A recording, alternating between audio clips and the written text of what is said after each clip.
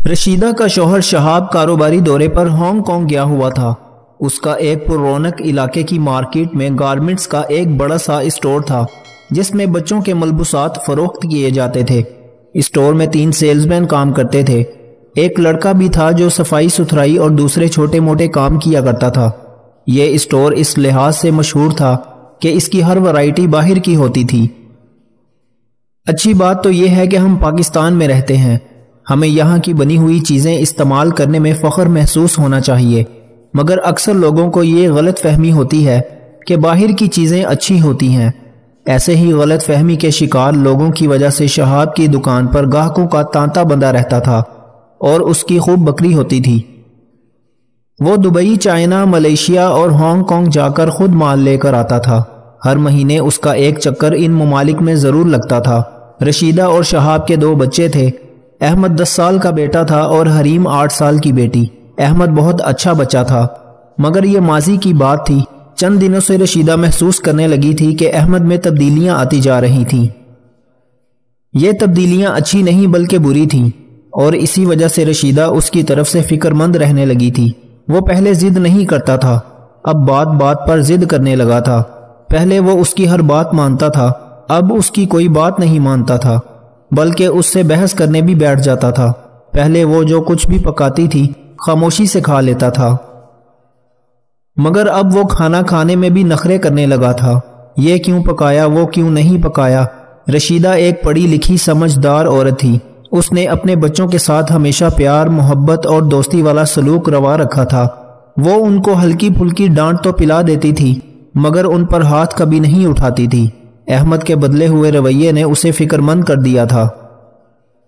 وہ اس کے رویے کی تبدیلی کے اسباب پر غور کرنے لگی تو اس پر یہ انکشاف ہوا کہ جب سے احمد نے عصر اور مغرب کے درمیان بچوں کے ساتھ کھیلنے کے لیے باہر گلی میں جانا شروع کیا ہے، وہ تب سے ہی بگڑ گیا ہے۔ اس سے پہلے وہ ٹھیک تھا، اور اب تو اس نے موبائل کے لیے بھی ضد شروع کر دی تھی۔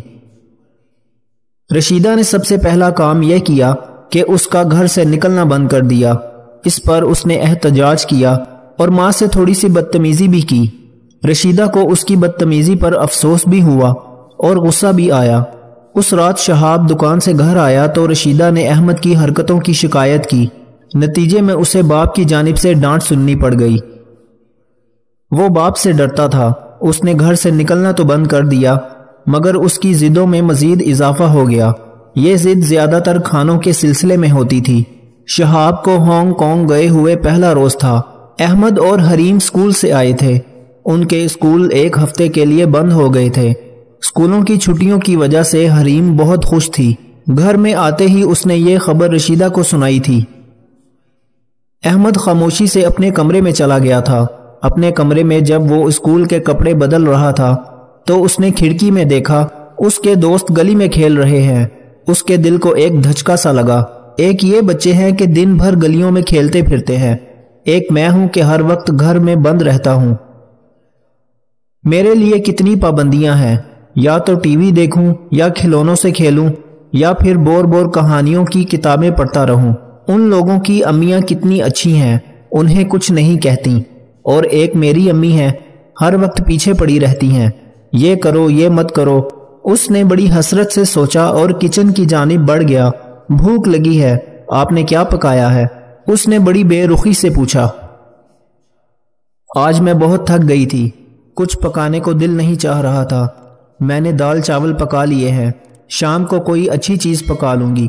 اس کی امی نے دال میں بگار دیتے ہوئے کہا۔ دال چاول؟ احمد نے تیز آواز میں کہا۔ میں تو دال چاول نہیں کھاؤں گا، میرے لیے بریانی پکائیں۔ رشیدہ کو غصہ نہیں آتا تھا، مگر احمد کے گستاخ لہجے کی وجہ سے وہ سخت طیش میں آ گئی۔ تمہارے باپ نے مجھے نوکرانی نہیں رکھا ہے کہ میں تمہاری مرضی پر چلوں۔ کھانا ہے تو کھاؤ ورنہ دفع ہو جاؤ۔ احمد کو محلے کا ایک دوست ساجد یاد آ گیا۔ ساجد خود بھی بدتمیز تھا اور بدتمیز بچوں کو پسند کرتا تھا۔ اس کے وہ دوست جو بدتمیز نہیں ہوتے تھے وہ انہیں بھی بدتمیزیاں سکھا دیتا تھا۔ ایک روز اس نے احمد کو بتایا تھا کہ جب اس کی امی اس کی کوئی بات نہیں مانتی تو وہ دھمکی دیتا ہے کہ وہ گھر چھوڑ کر چلا جائے گا۔ چونکہ وہ اکلوتا ہے اس لیے اس کی امی ڈر جاتی ہیں اور اس کی بات مان لیتی ہیں۔ احمد کو ساجد کی یہ بات یاد آئی تو اس نے بھی اس ترکیب کو آزمانے کا فیصلہ کیا۔ اگر آپ نے بریانی نہیں پکائی تو میں گھر چھوڑ کر چلا جاؤں گا، اس نے چیخ کر کہا۔ اس کی بات سن کر رشیدہ سناٹے میں آ گئی۔ اس نے حیرت سے اسے دیکھا، اس کا ہاتھ پکڑ کر ڈرائنگ روم میں لائی اور صوفے پر بیٹھ کر بولی، یہ بات تم نے کی تو کیوں کی؟ گھر چھوڑ کر تم کہاں جاؤ گے؟ میں نانی کے گھر چلا جاؤں گا، ان کے گھر کا راستہ مجھے معلوم ہے، میں وہاں سے اس وقت تک نہیں آؤں گا جب تک آپ بریانی نہیں پکائیں گی۔ تمہاری نانی کے گھر تو میں خود تمہیں ابھی چھوڑ کر آتی ہوں، لیکن تمہیں مجھ سے ایک وعدہ کرنا پڑے گا کہ جب تک میں بریانی نہ پکاؤں تم گھر میں قدم بھی نہیں رکھو گے۔ رشیدہ جو غصے سے تل ملا رہی تھی دانت پیس کر بولی، لیکن احمد یہ وعدہ کرنے سے پہلے خوب سوچ سمجھ لینا، میں تمہیں ابھی بتا رہی ہوں کہ میں بریانی نہیں پکاؤں گی تو پھر میں بھی واپس نہیں آؤں گا۔ احمد نے سینہ تان کر بڑی ڈھٹائی سے جواب دیا۔ رشیدہ چند لمحے تک اسے گھورتی رہی، پھر اٹھی، جلدی جلدی اس کے کپڑے ایک بیگ میں بھر کر اس کو بیگ پکڑایا اور اسے گاڑی میں بٹھا کر نانی کے گھر لے گئی جو زیادہ دور نہیں تھا۔ حریم بھی اس کے ساتھ تھی۔ گاڑی میں رشیدہ نے حریم کو بھی احمد کی گستاخی کے بارے میں بتا دیا تھا۔ حریم بہت اچھی لڑکی تھی، اس نے آج تک اپنی ماں سے کوئی بدتمیزی نہیں کی تھی۔ احمد کی حرکت کے متعلق سن کر اسے افسوس ہوا تھا، وہ احمد سے بھی بہت محبت کرتی تھی۔ اس نے بھائی کو سمجھانے کی کوشش کی مگر احمد نہ مانا اور حریم سے بولا، اگر میرا اتنا ہی خیال ہے تو امی سے کہہ کر بریانی پکوا لو، میں گھر چھوڑ کر کہیں نہیں جاؤں گا۔ حریم خاموش ہو گئی۔ تھوڑی دیر بعد وہ نانی کے گھر پہنچ گئے۔ نانی کے گھر کے اوپر والے پورشن میں ان کا بڑا بیٹا، اس کی بیوی اور 3 بچے رہتے تھے۔ نانی ماں نیچے رہتی تھیں اور اپنا کھانا پکانا خود کرتی تھیں۔ نانی نے جو رشیدہ، احمد اور حریم کو دیکھا تو خوش ہو گئی۔ رشیدہ اور حریم کچھ خاموش سی تھیں۔ یہ بات نانی نے محسوس تو کر لی تھی مگر انہوں نے کچھ پوچھا نہیں۔ رشیدہ نے اپنی ماں سے کہا، اسکول 1 ہفتے کے لیے بند ہو گئے ہیں، احمد کو میں آپ کے پاس چھوڑنے آئی ہوں۔ اس خبر سے نانی ماں مزید خوش ہو گئیں۔ کچھ دیر بعد بولی، حریم کو بھی یہیں چھوڑ دیتی، اس کا بھی تو اسکول بند ہو گیا ہوگا۔ حریم کو یہاں چھوڑا تو پھر میں گھر میں اکیلی رہ جاؤں گی، ان کے پاپا باہر گئے ہوئے ہیں۔ اتنی دیر میں ماموں کے 3 بچے بھی آ گئے۔ حریم اور احمد کو دیکھ کر انہوں نے مسرت کا اظہار کیا۔ ان بچوں میں صرف اسماء ہی تھی جو حریم کی ہم عمر تھی۔ وہ حریم کو اپنے کمرے میں لے گئی اور اسے اپنی گڑیا دکھانے لگی جو وہ کل ہی اپنے باپ کے ساتھ جا کر لائی تھی۔ باتوں ہی باتوں میں حریم نے اسماء کو احمد کی کارستانی سے آگاہ کر دیا۔ اس نے اسے یہ بھی بتا دیا کہ احمد جب تک واپس گھر نہیں جائے گا جب تک امی بریانی نہ پکا لیں، وہ ضد میں آ گیا ہے۔ احمد بھائی پہلے تو ایسے نہیں تھے، اب انہیں کیا ہو گیا ہے؟ اسماء نے حیرت سے پوچھا۔ امی کا خیال ہے کہ ان کے دوست انہیں بری بری باتیں سکھاتے ہیں۔ واقعی وہ پہلے ایسے نہیں تھے، جب سے محلے کے چند نئے لڑکوں سے ان کی دوستی ہوئی ہے وہ ایسے ہی ہو گئے ہیں۔ ہمارے پاپا ہمیں بتاتے ہیں کہ بھائی بہن آپس میں بہترین دوست ہوتے ہیں، پہلے جیسا زمانہ نہیں رہا۔ اس وقت دوست بھی اچھے ہوتے تھے، اب تو اچھے دوست بہت کم ملتے ہیں۔ رشیدہ نے احمد کی بدتمیزی کا تذکرہ اپنی ماں سے بھی نہیں کیا تھا کیونکہ اس سے احمد کی بے عزتی ہوتی، مگر حریم نے یہ بات اسماء کو بتا دی تھی، اور جب رشیدہ حریم کو لے کر واپس چلی گئی تو اسماء نے یہ بات اپنے گھر والوں کو بتا دی۔ احمد کے ماموں کے بچوں کو جب یہ پتا چلا کہ احمد اس قدر بدتمیز ہو گیا ہے، ضد کرتا ہے، اپنی امی سے زبان چلاتا ہے اور بڑے لڑکوں سے دوستی رکھتا ہے، تو وہ ایک دم سے احمد سے کھنچنے لگے۔ احمد نے یہ بات محسوس کر لی تھی۔ اس نے اسماء کے بھائی فہیم سے اس کا سبب پوچھا تو اس نے صاف صاف بتا دیا کہ وہ کس وجہ سے اس سے بات نہیں کر رہے۔ احمد کو بڑی شرمندگی محسوس ہوئی۔ رشیدہ اپنی ماں کو بتا گئی تھی کہ احمد نے کھانا نہیں کھایا ہے۔ نانی ماں نے اپنے لیے کھچڑی پکائی تھی، وہ انہوں نے احمد کو دی تو اس نے چپ چاپ کھا لی، پھر وہ بستر پر لیٹ گیا۔ اس کا دل اداس تھا، اسے کچھ احساس ہونے لگا تھا کہ وہ غلطی پر تھا۔ اس سے پہلے کہ یہ احساس بڑھتا اسے نیند آ گئی۔ شام کو آنکھ کھلی وہ کمرے سے باہر آیا۔ ماموں کے بچے اسے دیکھ کر ادھر ادھر ہو گئے۔ اس کا دل کٹ کر رہ گیا۔ یہ لوگ مجھے برا لڑکا سمجھتے ہیں، اسی لیے بات کرنا پسند نہیں کر رہے۔ اس نے اداسی سے سوچا۔ اسے اپنی امی اور حریم یاد آنے لگی تھیں۔ اس کا دل چاہ رہا تھا کہ اڑ کر گھر پہنچ جائے۔ اس کے دل میں ایک امید سی تھی کہ شاید امی نے رات کے کھانے میں بریانی پکائی ہو۔ وہ نانی ماں کے پاس آیا۔ نانی ماں، میری بات حریم سے کروا دیجئے، اس نے بڑے ادب سے کہا۔ نانی ماں نے رشیدہ کا نمبر ملایا اور موبائل احمد کو تھما دیا۔ دوسری طرف رشیدہ تھی۔ مجھے حریم سے بات کرنی ہے، اس نے بڑے کمزور سے لہجے میں کہا۔ تھوڑی دیر بعد اس کے کانوں میں حریم کی آواز آئی، احمد بھائی بڑے مزے آ رہے ہیں۔ اکیلے ہی اکیلے چلے گئے۔ جھوٹے منہ بھی ہم سے نہیں پوچھا کہ حریم تم بھی نانی ماں کے یہاں رہ لو، حریم نے شوخ آواز میں کہا۔ احمد نے سنی انسنی کر کے کہا، حریم کیا رات کے کھانے میں بریانی پکی ہے؟ چونکہ اس نے حریم کی بات کا جواب نہیں دیا تھا، اس بات پر وہ چڑ گئی اور جھنجھلا کر بولی، بریانی نہیں پکی ہے بھائی، اپنی ضد چھوڑ کیوں نہیں دیتے؟ احمد نے اس کی اگلی بات نہیں سنی اور مایوسی سے فون بند کر کے نانی ماں کو دے دیا۔ رات کو ماموں آئے، انہوں نے احمد کو دیکھ کر خوشی کا اظہار کیا، پھر بولے، میاں رات کا کھانا تم ہمارے ساتھ کھاؤ گے۔ اپنے ماموں زاد بھائی بہنوں کا تلخ رویہ احمد کو یاد آ گیا تھا۔ اس نے کہا، شکریہ ماموں جان، نانی ماں نے میرے لیے دال چاول بنا لیے ہیں، میں ان کے ساتھ ہی کھانا کھاؤں گا۔ رات جب وہ سونے لگا تو اس کا دل بھر آیا، اسے اپنی امی کی یاد آنے لگی تھی۔ اس کی آنکھوں میں آنسو آ گئے، اسے رہ رہ کر اپنے رویے پر افسوس ہو رہا تھا۔ اسے احساس ہو گیا تھا کہ غلطی اس کی تھی۔ اس کی امی اس سے کتنا پیار کرتی تھیں، اس کی چھوٹی چھوٹی ضروریات کا بھی حد سے زیادہ خیال رکھتی تھیں، اس کی ہر سالگرہ بڑی دھوم دھام سے منانے کے انتظامات کرتی تھیں۔ بازار جاتی تو اس کے لیے طرح طرح کے کھلونے خرید کر لاتی تھیں۔ ان کی اس محبت اور توجہ کا اس نے یہ صلہ دیا کہ ان سے تیز آواز میں بات کرنے لگا، ان کی باتیں ماننا چھوڑ دیں۔ کس قدر برا کیا تھا میں نے، اس کے منہ سے بے اختیار نکلا، اور اس شدید شرمندگی کے احساس سے مغلوب ہو کر اس نے زور زور سے رونا شروع کر دیا۔ نانی ماں پریشان ہو کر اس کے پاس آ گئیں۔ رونے کی آواز اتنی تیز تھی کہ ماموں، ممانی اور ان کے تینوں بچے بھی نیچے آ گئے۔ کیا ہوا احمد، تم رو کیوں رہے ہو؟ ماموں نے گھبرا کر پوچھا۔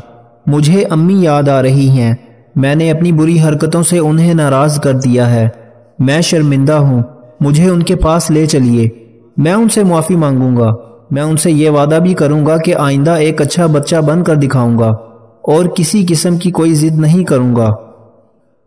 ماموں جان نے اسی وقت گاڑی نکالی۔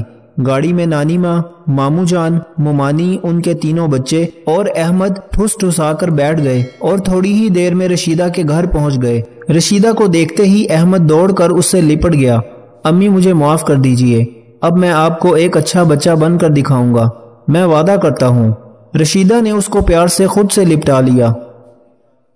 جانتے ہو احمد، جب سے تم گئے ہو میں نے نہ دوپہر کا کھانا کھایا ہے اور نہ ہی رات کا۔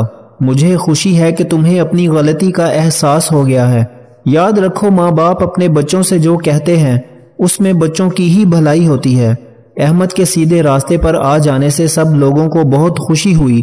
رشیدہ ان لوگوں کے لیے چائے بنانے کچن میں چلی گئی۔ سارے بچے ایک دوسرے سے باتوں میں مصروف ہو گئے۔ احمد اپنے دل میں سوچ رہا تھا کہ جب میں ایک برا لڑکا تھا تو ماموں جان کے بچے مجھ سے کھنچے کھنچے تھے، اب میں اچھا بن گیا ہوں تو یہ میرے دوست بن گئے ہیں اور مجھ سے گھل مل کر باتیں کر رہے ہیں۔ سچ ہے، بری عادتوں کے بچوں سے کوئی پیار نہیں کرتا، اچھے بچوں کو سب پسند کرتے ہیں۔ وہ خوشی محسوس کر رہا تھا کہ اب وہ بھی اچھا بچہ بن گیا ہے۔ ان لوگوں کو کھونے سے ڈرو جن کے نزدیک دوستی کے رشتے خون کے رشتوں سے زیادہ عزیز ہوں۔ اپنی زبان کو کسی کے عیبوں سے آلودہ نہ کرو، کیونکہ عیب تمہارے بھی ہیں اور زبانیں دوسرے لوگوں کی بھی ہیں۔ کبھی کسی کو آزاد چھوڑ کر دیکھیں، اس کا اصل چہرہ سامنے آ جائے گا۔ مثال دینا اور مثال بننا دو الگ باتیں ہیں۔ مثال دینا آسان ہوتا ہے اور مثال بننا مشکل۔ جو بہت اچھا لگے اسے بہت کم ملا کرو، جو انتہا سے زیادہ اچھا لگے اسے صرف دیکھا کرو، اور جو دل میں سما جائے اسے صرف یاد کیا کرو، کیونکہ جو آپ کے جتنا قریب ہوتا ہے دنیا اسے اتنا ہی دور کر دیتی ہے۔ شکاری سب ایک جیسے ہوتے ہیں، شکار پھانسنے میں ان کا اپنا کوئی کمال نہیں ہوتا، تمام تر کھیل شکار ہونے والے کی معصومیت پر منحصر ہے۔ قانون برے لوگوں کے لیے ہے، اچھے لوگ تو شرم سے ہی مر جاتے ہیں۔ کالے دل والے انسان کی 4 نشانیاں ہیں۔ نمبر 1، گناہوں پر گناہ کرتا جائے گا اور کوئی پرواہ نہیں کرے گا۔ نمبر 2، عورتوں کو کثرت سے دیکھنا اس کا مشغلہ بن جاتا ہے۔ نمبر 3، عورتوں سے جو زیادہ باتیں کرتا ہے۔ نمبر 4، اور جن کی تمنا یہ ہوتی ہے کہ احمق کے ساتھ بھی بیٹھنا ہے۔ حضرت مولانا جلال الدین رومی رحمۃ اللہ علیہ فرماتے ہیں، اگر تم اپنا رابطہ براہ راست اللہ تعالیٰ سے قائم نہیں کر سکتے تو کسی برگزیدہ شیخ کو واسطہ بنا لو، اپنا ہاتھ صاحب نسبت شیخ کے ہاتھ میں پکڑاؤ، کیونکہ اس کے ہاتھ کو اللہ تعالیٰ کی دستگیری حاصل ہے۔ آج کل کے رشتے خراب ہونے کی ایک وجہ یہ بھی ہے کہ لوگ جھکنا پسند نہیں کرتے۔ اگر تم اس وقت مسکرا سکتے ہو جب تم پوری طرح ٹوٹ چکے ہو تو یقین جانو دنیا میں تمہیں کبھی کوئی توڑ نہیں سکتا۔ اگر تم قرآن کو آنکھوں سے دیکھو گے تو الفاظ نظر آئیں گے، دماغ سے دیکھو گے تو علم نظر آئے گا، دل سے دیکھو گے تو محبت نظر آئے گی، اور اگر اپنی روح سے دیکھو گے تو تمہیں اللہ نظر آئے گا۔ سکون چاہتے ہو تو مکانوں پر نہیں، انسانوں پر خرچہ کرو۔ زندگی میں کبھی ان لوگوں کو کھونے کی غلطی مت کرنا جن کی آنکھیں آپ کے لیے روئی ہوں، جن کے لب آپ کے لیے دعا گو رہے ہوں، جن کا دل آپ کے لیے تڑپتا ہو، کیونکہ ایسے نقصان کا کبھی بھی ازالہ ممکن نہیں۔